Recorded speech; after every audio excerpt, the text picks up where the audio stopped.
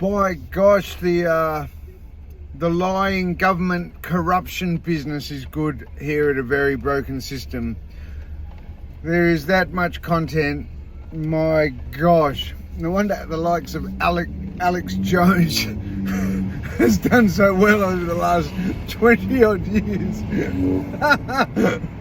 Anyhow, let me continue. So my expertise in government level corruption comes, I have to do this because I'm a very, very, very small account. So please don't forget, press like, press subscribe, and what have you. Basically, I became public enemy, government department, corrupt police and system enemy number one here in left-wing woke Victoria, Australia, after I was dragged into a criminal matter a GEO prison officer got himself into. And it allowed, one thing it just spiraled, and here I am now, living like this. Have a look. This is what the face of corruption in Victoria looks like. See the little hackiness? To me, and was caught out like this.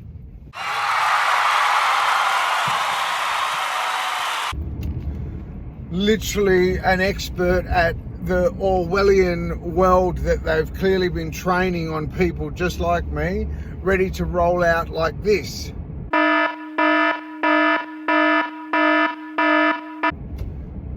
And then, disgustingly, ridiculously, like you,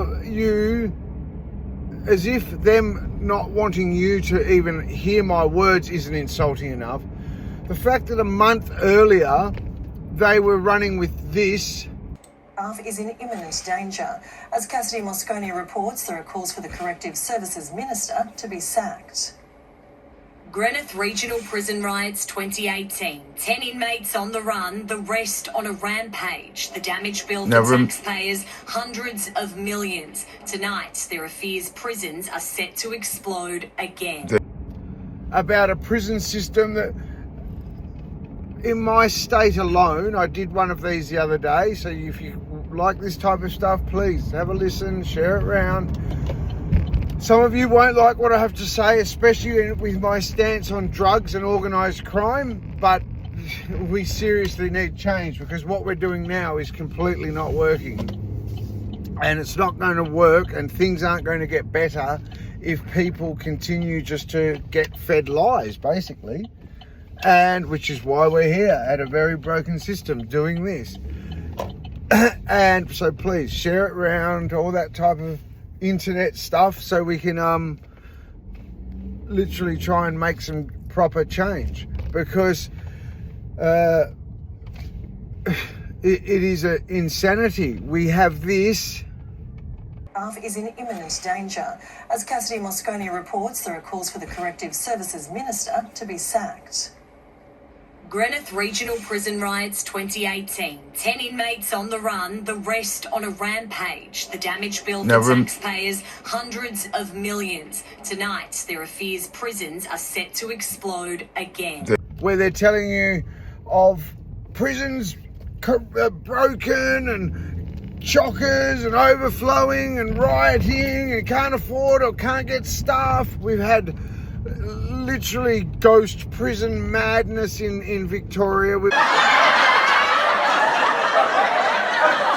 had riots started in induction units of remand yards. We've had literally them not even being able to follow the basic commissioner's requirements and human rights charters, and just they're struggling as it is, you know. We're literally struggling. So people, lock them up, do this.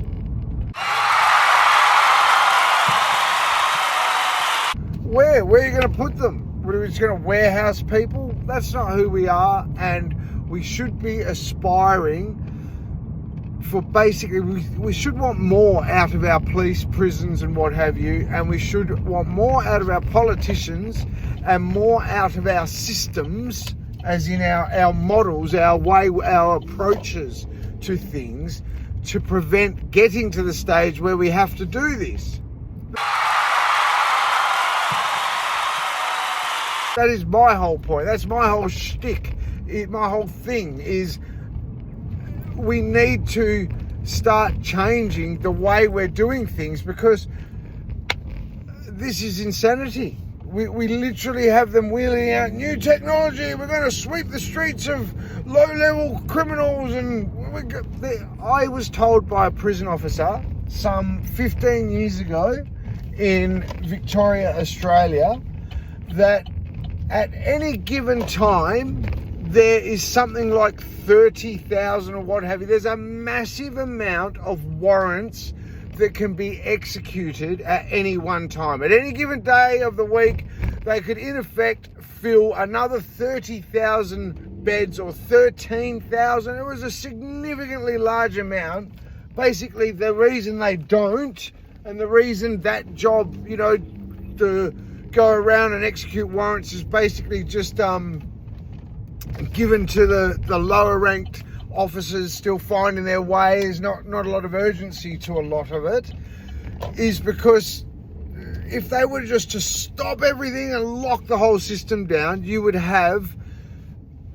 couldn't do it. We had 638,000 reported crimes in 1 year.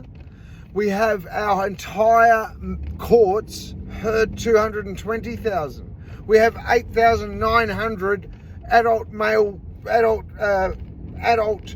prison beds, not including children. You do the math and it is just not computable.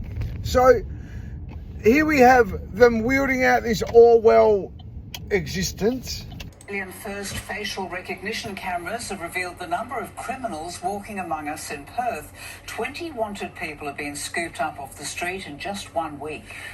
Now, when I was on the Melbourne Drug Court and they had excuse to get at me, they used the Melbourne Drug Court order as a way of smearing me and as a way of trying their level best to condition me and bully and harass me. And in that, they weaponized these same systems. They literally had these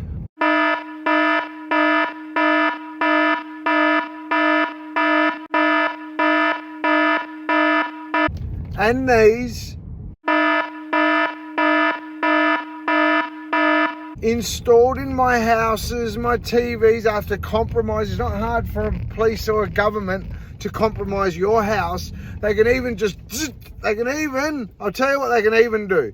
They can even just blast your cameras so they just crash. Or if you think, oh, it's okay, I've got them on my phone, you know, I'll be right. They can just, so it clunks, it crashes. I've tried it all, I've seen it all, I've been there. Got a lot of little gadgets, let's just put it that way. So don't think that, you know, hey, it's all bells and whistles, and this is my point. So they set my house up with these and these to pipe the Orwellian existence through. So they used the hidden cameras and with speakers and microphones and what have you in them. They compromised my premises, and then they used chatbot technology, obviously combined with facial recognition tech. That's nothing. They used chatbot technology. They used voice synthesis technology, so they would get impressions of my family's loved ones' voices. They would get impressions of people who they'd heard me speaking on a phone, or, for example, other people who they had voice impressions. Now, don't forget, you know how they have your voice impression as ring up the tax department. Hello, my name is Barry Smith and my voice identifies me. They have an impression of everybody's voice. They then used voice synthesis technology combined with this Orwellian stuff.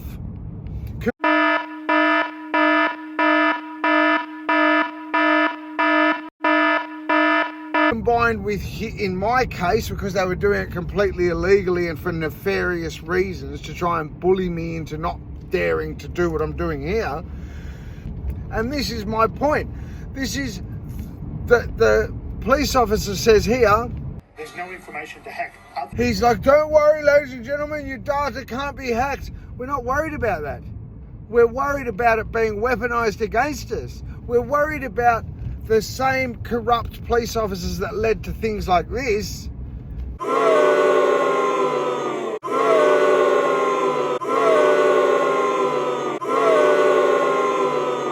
And the Roger Rogersons like this.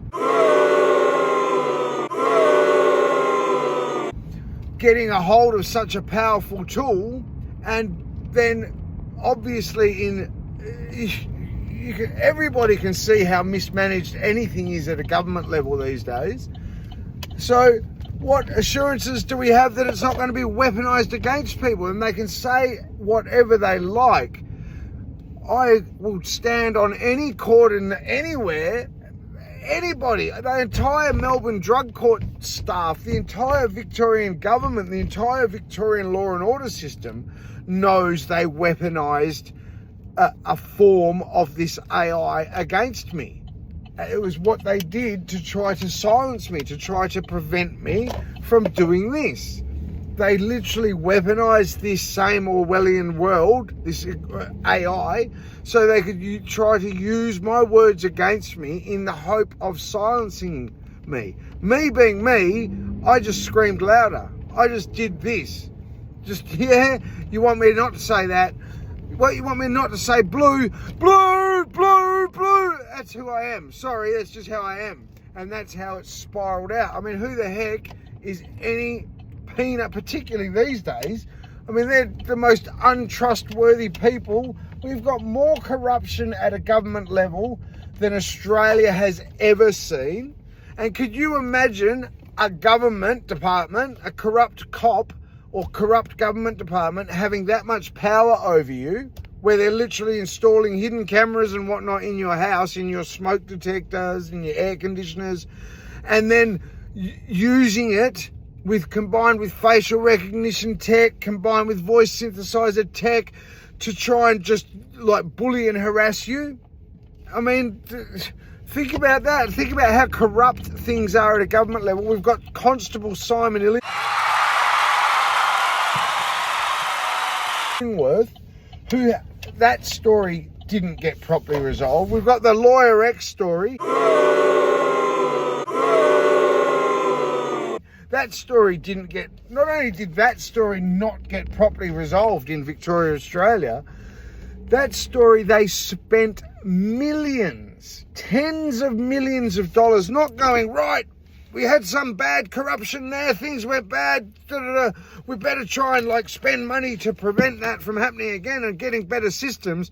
They spent tens, if not hundreds of millions of your money, public money, trying to prevent it from surfacing. So imagine, give them this power, where they literally have the ability, and they're even pushing in Victoria for government, police, to be able to have public apply and give them their home CCTV. So they've got a database, so it's all on file. Be careful, ladies and gentlemen. When you see them weaponize it against you, you think, oh yeah, it's okay. If you're not doing anything wrong, you've got nothing to worry about. What if you're not doing anything wrong? What if you're a whistleblower? What if you're not doing anything wrong and then you still have something to worry about? Then what? What if you're an innocent person and a Roger Rogerson levels it against you?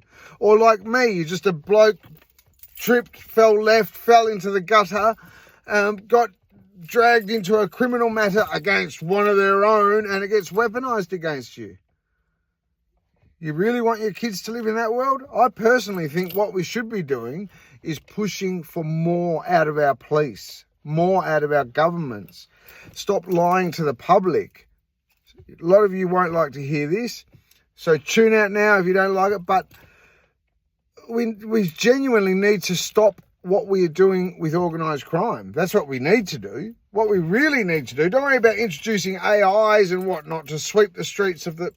We need to just completely reverse the way we deal all things organised crime. Stop pretending that you go, yes, we're going to we're going to arrest our way out of organised... They don't even get anywhere near them. They never get... When you hear of a massive drug bust these days, that is because they have lucked upon a drug addict at drug addict level.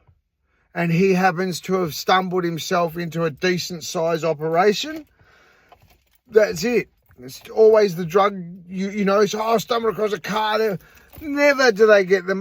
They pinched a half ton of cocaine and they're like, yeah, well, hopefully we'll work out who that was going to. They don't even know who it was going to. And when they do arrest them, you know, we'd see in prison, kids come in, 19-year-olds, 22-year-olds, charged with like 400 kilo import of methamphetamine and clearly arranged by people way up the food chain than them. What is the point of that? It's just insanity. Speak soon, guys.